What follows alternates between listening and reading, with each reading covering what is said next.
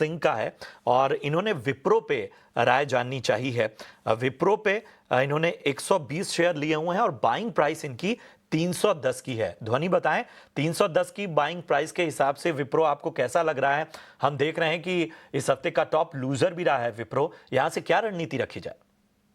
जी, बिल्कुल हमने डेफ़िनेटली देखा कि आईटीए के दबाव जो है काफ़ी क्लियरली देखने को मिल रहा है यहाँ पे और विप्रो के अंदर भी यहाँ पर जो आज के सेशन में यहाँ पे दबाव देखने को मिला है। स्टॉक ने वापस से अगर स्ट्रक्चर पे देखें सपोर्ट लेवल से उनको यहाँ पे रीटेस्ट करा है। इनफैक्ट अब के अंदर गिरावट जो है वो 218 से 215 के लेवल तक यहाँ पे देखने को मिल सकती है। तो कॉशियस नज़रिया बनता है अगर ये लेवल हम नीचे की तरफ करते हैं तो यहाँ पे फर्दर गिरावट जो है वो विप्रो के अंदर और गहराती हुई देखने को मिलेगी। इनकी खरीद भाव जो है वो काफ़ी ऊपरी स्तरों की है यहाँ पे। तो शॉर्ट टर्म के नज़रिए से तो यहाँ पे गिरावट जो है वो हावी होती हुई देखने को मिल सकती है और अगर ये आपका नज़रिया यहाँ पे लॉन्ग टर्म का है फिर भी मेरी सलाह रहेगी कि स्टॉप लॉस मेंटेन करें। नीचे की तरफ में आपका जो स्टॉप लॉस बनता है वो यहाँ पे रहेगा 215 के लेवल के पास। ये लेवल अगर ब्रेक होते हैं तो विप्रो के अंदर से एग्जिट की सलाह रहेगी। ठीक है, 215 के निचले स्तरों का ध्यान रखिए, वहां पर स्टॉप लॉस लगाकर आपको बने रहना है। इससे नीचे जाता है तो एग्जिट करने की सलाह।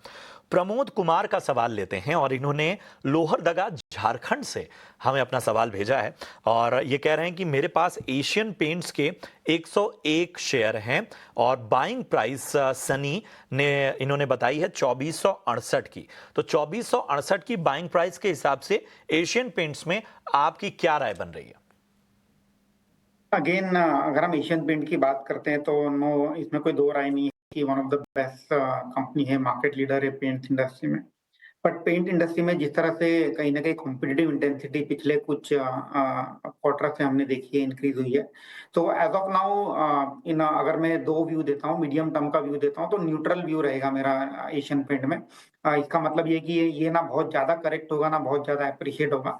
बट मुझे उम्मीद है कि अगले आने वाले 6 से 12 महीने में जो कॉम्पिटिटिव इंटेंसिटी है, वो कहीं न कहीं थोड़ी कम होते नज़र आएगी और at that point of time हम इसमें एप्रिसिएशन देख सकते हैं। तो थोड़ा-सा लंबा अगर आपका होराइज़न है तो स्टॉक में बने रहिए।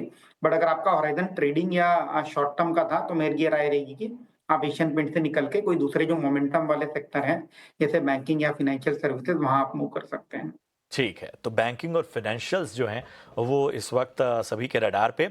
चलिए बढ़ते हैं आगे और वकार हमारे एक दर्शक हैं लखनऊ से, यूट्यूब पर इन्होंने कमेंट करके सवाल पूछा है।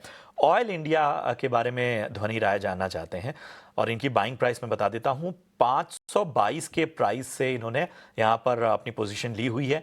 6 महीने से कह रहे हैं लगातार इसमें बने हुए हैं। आगे क्या करना चाहिए? ध्वनि।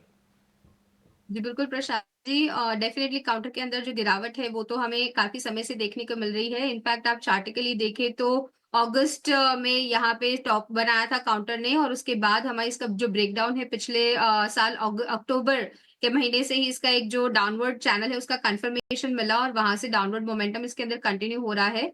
हाल-फिलहाल में काउंटर ने यहाँ पे एक बेस फॉर्मेशन डेफ़िनेटली बनाई है 325 के लेवल के पास और वहाँ से हमें इसके अंदर एक बाउंस जो है वो विटनेस करने को मिल रहा है। तो मेरी अभी के लिए सलाह रहेगी कि आप इसमें बने रहे।